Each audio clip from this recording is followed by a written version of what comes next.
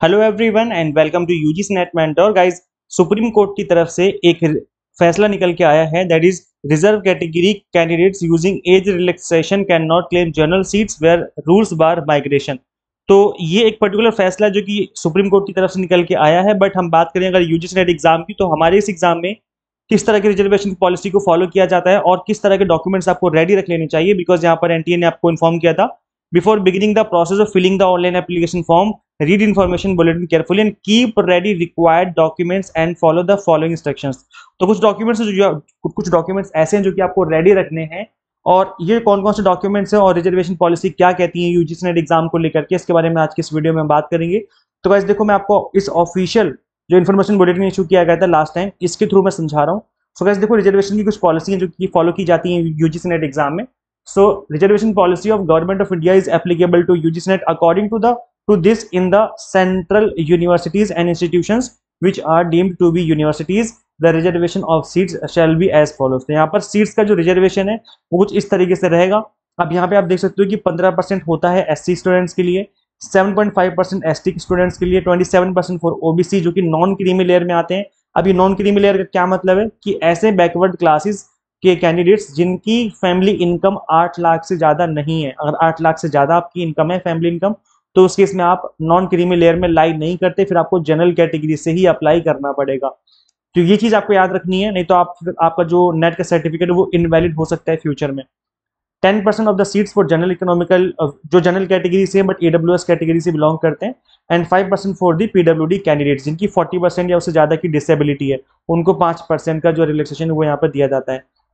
अब यहाँ पर कुछ इंपॉर्टेंट बातें जो कि आपको समझना और जानना जरूरी है, नहीं तो आपका जो सर्टिफिकेट है वो खतरे में आ सकता है। So the benefit of reservation for admission to central educational institution shall be given only to those classes, caste, tribes which are in the respective central list published by the government of India from time to time.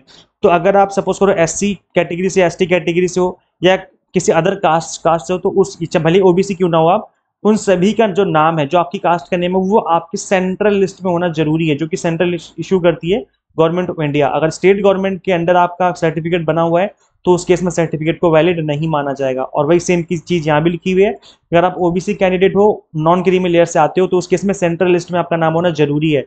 और central list का जो list है वो दी हुई है, आप Google पे search कर सकते हो। इस तरीके से लिखना, OBC non creamy layer central list करके लिखोगे तो आ जाएगा।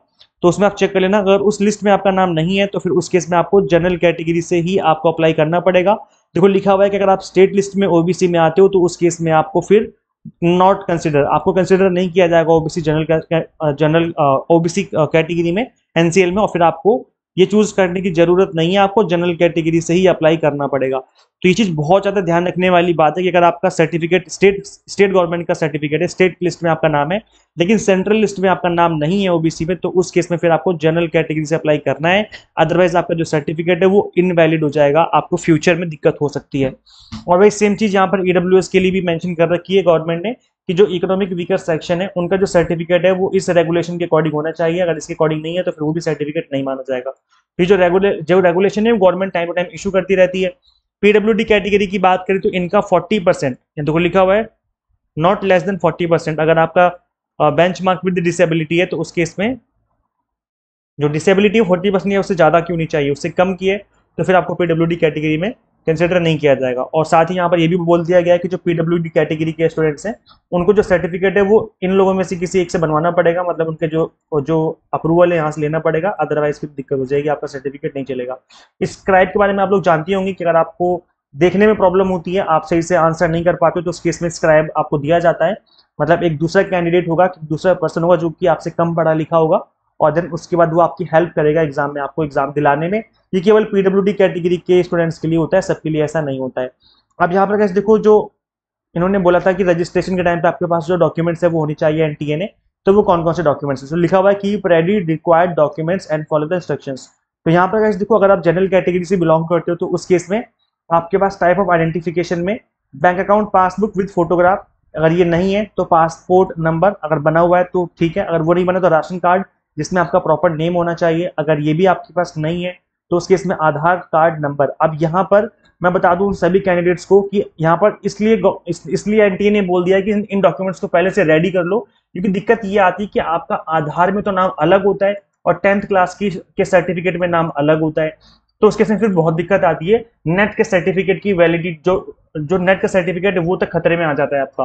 तो इसलिए इन्होंने पहले ही बोल दिया है कि इन डॉक्यूमेंट्स को रेडी कर लो। अगर आपका आधार कार्ड सही नहीं है तो उसको ठीक करवा लो, 10th क्लास के अकॉर्डिंग आपका होना चाहिए। अगर 10th क्लास या 12th क्लास या जो ग्रेजुएशन में आपके नाम है उसी के अकॉर्डिंग आपका आधार कार्ड भी होना चाहिए। अगर नहीं है तो ठीक करवा लो उस चीज को।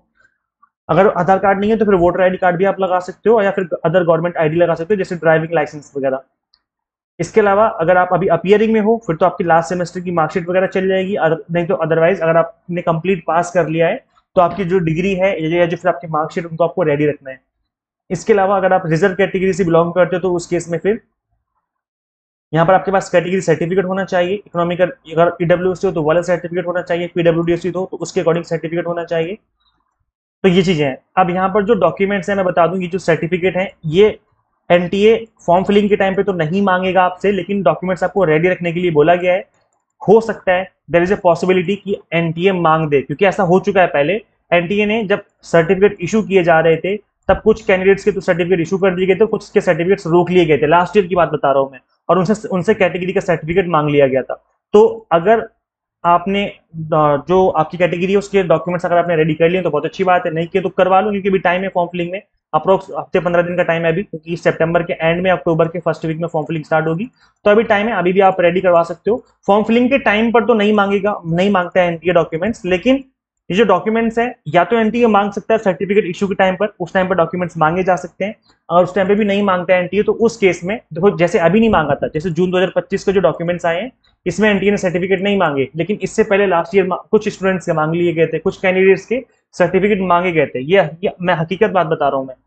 और वहीं अगर हम बात करें कि सर्टिफिकेट कब चेक किए जाएंगे, तो गाइस देखो, जनरली जो आपके सर्टिफिकेट है, कोई भी कैटेगरी सर्टिफिकेट या फिर पोस्ट ग्रेजुएशन का सर्टिफिकेट या मार्कशीट है, तो इन चीजों को चेक करता है और जो आपका रिक्रूटमेंट जहाँ पे होता है वो बॉडी चेक करती है। जैसे अगर आप असिस्टेंट प्रोफेसर के लिए अप्लाई कर रहे हो किसी पब्लिक सर्विस कमीशन में तो वो चेक करेंगे, किसी यूनिवर्सिटी में एडमिशन लेने जा रहे हो पीएचडी के लिए तो फिर वो आपके डॉक्यूमेंट्स चेक करेंगे। तो ये चीजें वहां पे जनरली चेक की जाती हैं।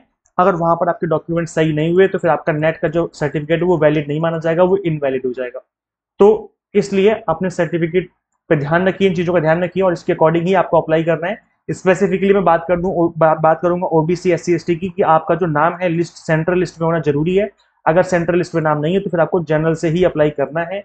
और सेंट्रल लिस्ट में नाम आप चेक कर सकते हो, गूगल करके सर्च करो एससी सेंट्रल लिस्ट करके नाम चेक करना तो उसमें आ जाएगा। ओबीसी सेंट्रल लिस्ट करके चेक करोगे तो पूरी लिस्ट आ जाएगी, उसमें चेक कर लेना। तो अगर वो नहीं है, सेंट्रल लिस्ट में आपकी कास्ट नहीं है, तो उस केस में आपको जनरल से ही अप्लाई करना है, अदरवाइज फिर आपका जो सर्टिफिकेट है वो खतरे में आ जाएगा। तो आई होप आपको सारी चीजें समझ में आ गई, सारे डाउट क्लियर हो गए। फिर भी कुछ पूछना तो कमेंट कर दीजिए, वहां पर रिप्लाई करके मैं आपकी कोशिश करूंगा हेल्प करने की। गाइस देखो, यूजीसी नेट एग्जाम को फर्स्ट अटेम्प्ट में क्रैक किया जा सकता है अगर आप एग्जाम टारगेटेड स्टडी करें। हम आपको paper 1 commerce management and political science की एग्जाम टारगेटेड प्रिपरेशन करवाते हैं। यहाँ पर कंप्लीट कंटेंट आपको बाइलिंगुअल देखने को मिल जाता है, 100 मॉक टेस्ट मिल जाते हैं, प्रैक्टिस करने के लिए पीडीएफ नोट्स मिल जाते हैं जिनको डाउनलोड करके आप मल्टीपल टाइम रिवीजन और प्रैक्टिस कर सकते हैं। जेआरएफ 10 कूपन कोड अप्लाई करने पर आपको फ्लैट 10% का डिस्काउंट भी अवेलेबल करवाया जा रहा है। वैसे तो ये ऑफर कल खत्म हो गया था, बट एक दिन के लिए हमने और एक्सटेंड कर दिया है, तो आज रात 12 बजे तक आप इस ऑफर को अवेल कर सकते हो। जेआरएफ 10 कूपन कोड है, जैसे अप्लाई करेंगे फीस आपकी ऑटोमेटिकली रिड्यूस हो जाएगी। तो गाइस करना है कि आपको सिंपली गूगल प्ले स्टोर से एग्जाम मेंटर ऐप इंस्टॉल कर लेनी है। अगर आप iOS यूजर है तो उसका लिंक आपको अलग से हमने इसी वीडियो के डिस्क्रिप्शन बॉक्स में कमेंट बॉक्स में दिया हुआ है। Thank you so much watching this video. Share कीजिए इस वीडियो को उन सभी कैंडिडेट्स के साथ जो यूजीसी नेट की प्रिपरेशन कर रहे हैं। And subscribe for UGC update and assistant professor job related updates. Guys मिलते हैं नेक्स्ट वीडियो में। Till then keep watching UGC NET mentor. Thank you.